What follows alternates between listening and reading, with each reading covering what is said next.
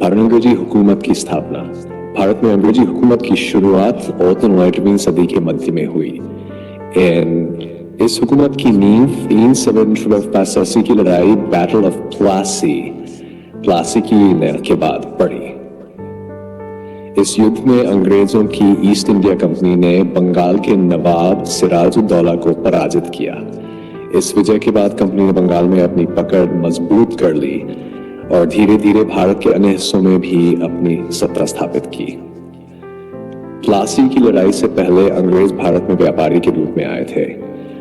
उन्होंने 6 ईस्वी में ईस्ट इंडिया कंपनी की स्थापना की थी, जिसका मुख्य उद्देश्य भारत से व्यापार करना था।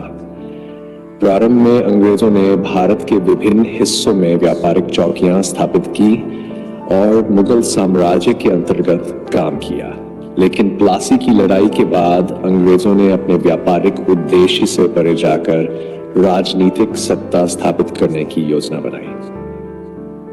बंगाल में विजय के बाद अंग्रेजों ने 1764 में बक्सर की लड़ाई में बंगाल, अवध और मुगल साम्राज्य के संयुक्त बल को पराजित किया।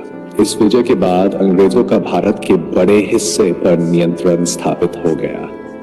अंग्रेजों का भारत पर नियंत्रण।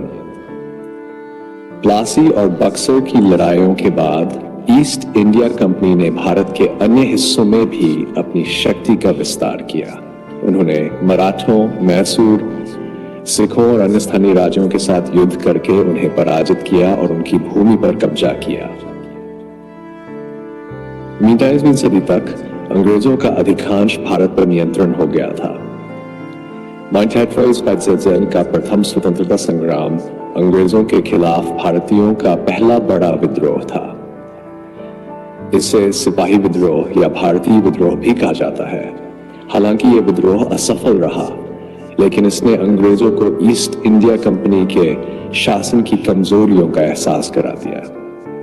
इस विद्रोह के बाद 1838 में ब्रिटिश सरकार ने ईस्ट इंडिया कंपनी को भंग कर दिया और भारत का शासन सीधे ब्रिटिश क्राउन, ब्रिटिश सम्राट के अधीन कर लिया। इस घटना को भारत का ब्रिटिश राज कहा गया। इसके साथ ही भारतीय समाज और प्रशासन पर अंग्रेजों का सीधा नियंत्रण स्थापित हो गया। भारत की स्वतंत्रता के लिए संघर्ष।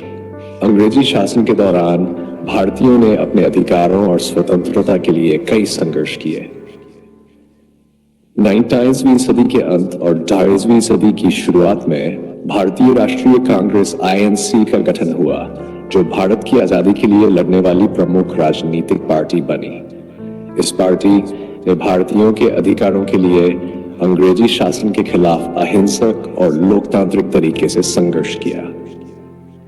महात्मा गांधी, जो भारतीय स्वतंत्रता संग्राम के सबसे प्रमुख नेता थे, ने अहिंसा और सत्याग्रह के माध्यम से भारतीयों को एकजुट किया और अंग्रेजों के खिलाफ और अंग्रेजों के तरफ से इन्हें बड़े आंदोलन चलाए। 1920 में असहयोग आंदोलन, 1930 में सविनय अवज्ञा आंदोलन, दांडी मार्च, 1940 में भारत छोड़ो आंदोलन प्रमुख आंदोलन थे, जिन्होंने अंग्रेजों को भारत हित छोड़ने के लिए मजबूर किया।